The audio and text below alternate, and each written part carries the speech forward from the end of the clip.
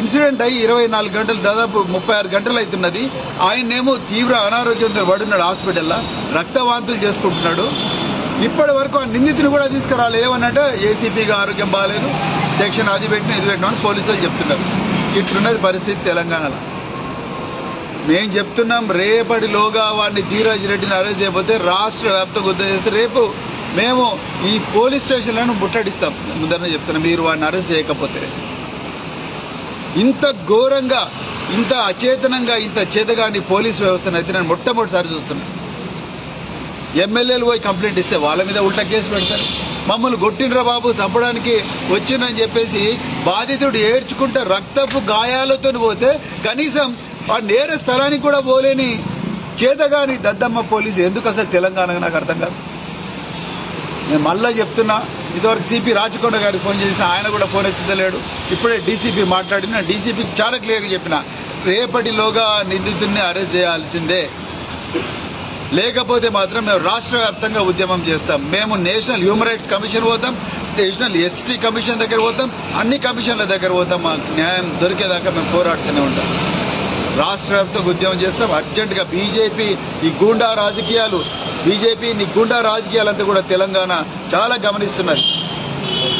రాబోయే రోజుల్లో తగిన గుణపాఠం ఈ తెలంగాణ ప్రజలు మీకు చెప్తారని కూడా నేను సందర్భంగా హెచ్చరిస్తున్నా. ఈ దాసరి అన్నమయ్య గారి మీద జరిగిన దాడిని తీవ్రంగా ఖండిస్తున్నా. జై తెలంగాణ. ఇన్సిడెంట్ అయ్యి 24 గంటలు దాదాపు 36 గంటలు అవుతున్నది. ఆయన్నేమో తీవ్ర అనారోగ్యంతో పడున్నాడు హాస్పిటల్లో, రక్తవాంతులు చేసుకుంటున్నాడు.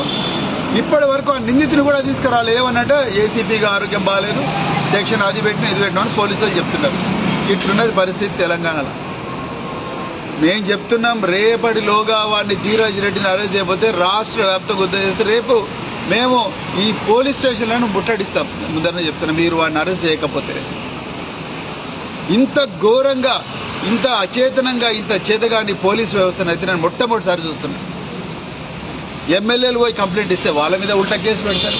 మమ్మల్ని కొట్టిండ్రా బాబు, చంపడానికి వచ్చిందని చెప్పేసి బాధితుడు ఏడ్చుకుంటే రక్తపు గాయాలతో పోతే కనీసం ఆ నేర స్థలానికి కూడా పోలేని చేతగాని దద్దమ్మ పోలీసు ఎందుకు అసలు తెలంగాణకు నాకు అర్థం కాదు. నేను మళ్ళా చెప్తున్నా, ఇదివరకు సిపి రాచకొండ గారికి ఫోన్ చేసిన ఆయన కూడా ఫోన్ ఎత్తుతలేడు. ఇప్పుడే డీసీపీ మాట్లాడిన, డీసీపీకి చాలా క్లియర్గా చెప్పిన, రేపటిలోగా నిందితుడిని అరెస్ట్ చేయాల్సిందే, లేకపోతే మాత్రం మేము రాష్ట్ర వ్యాప్తంగా ఉద్యమం చేస్తాం. మేము నేషనల్ హ్యూమన్ రైట్స్ కమిషన్ పోతాం, నేషనల్ ఎస్టీ కమిషన్ దగ్గర పోతాం, అన్ని కమిషన్ల దగ్గర పోతాం. మాకు న్యాయం దొరికేదాకా మేము పోరాడుతూనే ఉంటాం. రాష్ట్ర వ్యాప్తంగా ఉద్యమం చేస్తాం. అర్జెంటుగా బీజేపీ ఈ గూండా రాజకీయాలంతా కూడా తెలంగాణ చాలా గమనిస్తున్నది. రాబోయే రోజుల్లో తగిన గుణపాఠం ఈ తెలంగాణ ప్రజలు మీకు చెప్తారని కూడా నేను సందర్భంగా హెచ్చరిస్తున్నా. ఈ దాసరి అన్నమయ్య గారి మీద జరిగిన దాడిని తీవ్రంగా ఖండిస్తున్నా. జై తెలంగాణ.